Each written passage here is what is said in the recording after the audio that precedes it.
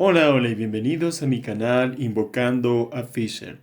Estamos en un nuevo episodio de la sección Aperturas para principiantes y el día de hoy vamos a ver una partida muy ilustrativa de un tema que también es muy importante recordar, sobre todo para quienes están iniciando en el juego, y es el tema de evitar mover varias veces la misma pieza y también evitar capturar peones y con ello se pierden tiempos en el desarrollo de otras piezas.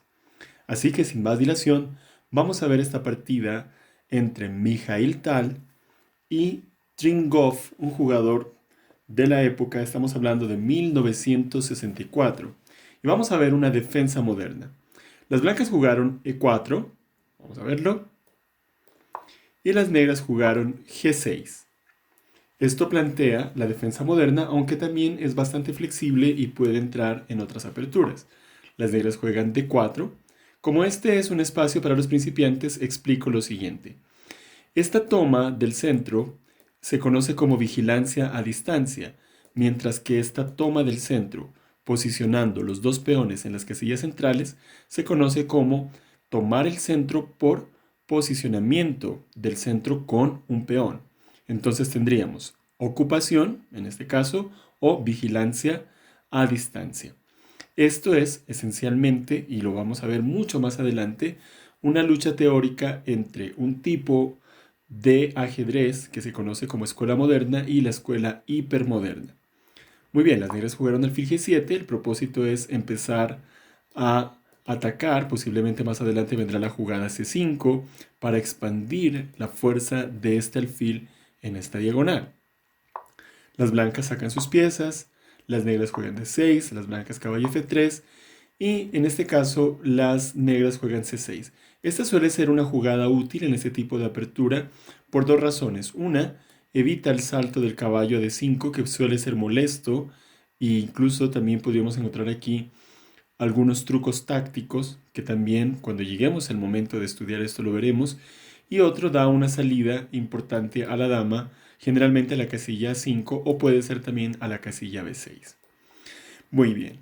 Las blancas sacaron sus piezas y jugaron el alfil a G5. Es una jugada interesante, posiblemente no sea la mejor.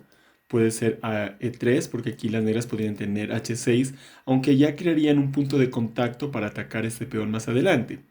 Sin embargo, en este caso, las negras caen en la tentación de jugar dama B6.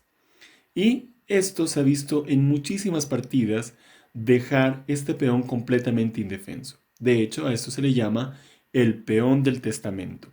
¿Por qué?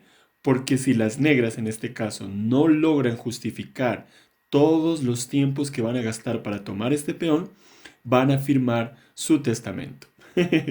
Las blancas jugaron dama de 2 y las negras toman el peón.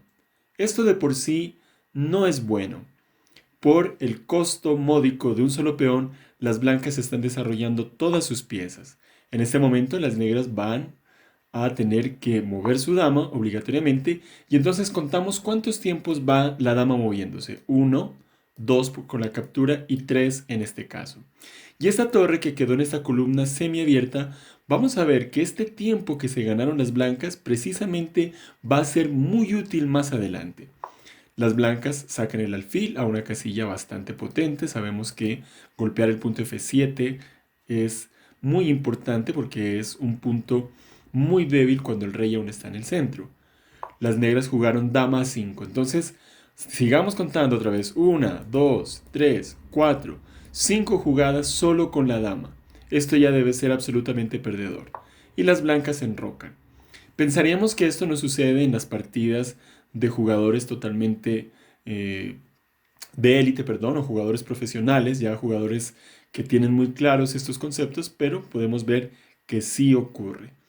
Entonces, en este caso, las blancas ya están listas para empezar una acción de carácter decisivo, porque miremos que todas las piezas de las negras están en la primera fila, no se han desarrollado, solo han desarrollado la dama y el alfil, y el rey está sufriendo en el centro. Ante esto, las negras juegan E6 y las blancas juegan torre 1, poniendo en juego la última pieza que les falta. Las negras siguen, observemos cómo siguen perdiendo tiempos importantes, aunque no es fácil proponer una jugada aquí para las negras. Las blancas juegan alfil F4 tocando este punto vulnerable y viene el error decisivo de las negras, el cual fue E5. Aquí, sobre todo para los principiantes, es muy importante conocer el siguiente concepto. Cuando se está atrasado en desarrollo, hay que evitar abrir el centro. En caso contrario, en el que en este momento esto aplica para las blancas deben abrir el centro. Eso significa que las negras le están ayudando en su plan a las blancas. Y claro, Mikhail Tal, un jugador tan táctico, tan agresivo, captura de inmediato. Las negras capturan y aquí Mikhail Tal realiza una jugada extraordinaria. Juega dama de 6. Esta jugada es muy importante porque con esta jugada se aseguran de evitar el escape del rey por, después de sacar el caballo, ¿sí? Y tratar de enrocarse cuanto antes. Ya es muy, muy difícil la posición para las negras. Además, también es una jugada admirada porque deja dos piezas atacadas, lo cual es bastante característico en Tal.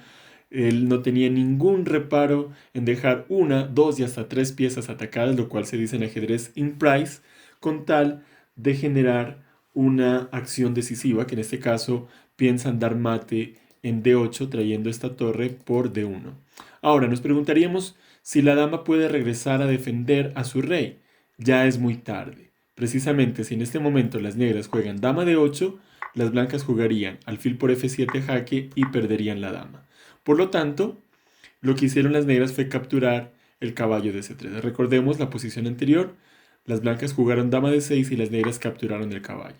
Entonces vino la jugada torre D1, están amenazando mate en una sola jugada, así que las negras tuvieron que jugar, perdón, las negras tuvieron que jugar caballo D7. Me adelanté muchísimo. Caballo D7. Y en este momento ya las blancas, sin ningún problema, encuentran la jugada ganadora, la cual fue alfil por F7. Con esta jugada, el caballo va a entrar fácilmente en juego y la partida finaliza. Vamos a verlo, rey por F7, caballo G5, rey E8, dama E6 y aquí las negras abandonaron. Pero podemos ver cuál es el remate. Después de rey D8, caballo F7, rey C7 y dama D6, jaque mate. Y observemos que el mate es posible precisamente por estar la torre dominando la columna B. Esto es muy interesante, porque estos tiempos, que a veces no se considera que podrían resultar útiles más adelante, sí es así. En este caso, bueno, resulta bastante claro y evidente, en otros casos no tanto, pero una pieza que se ha desarrollado ejerce una actividad, en este caso sobre la columna B, y muy particularmente en esta posición influye para este jaque mate. Entonces, ¿por qué perdieron las negras?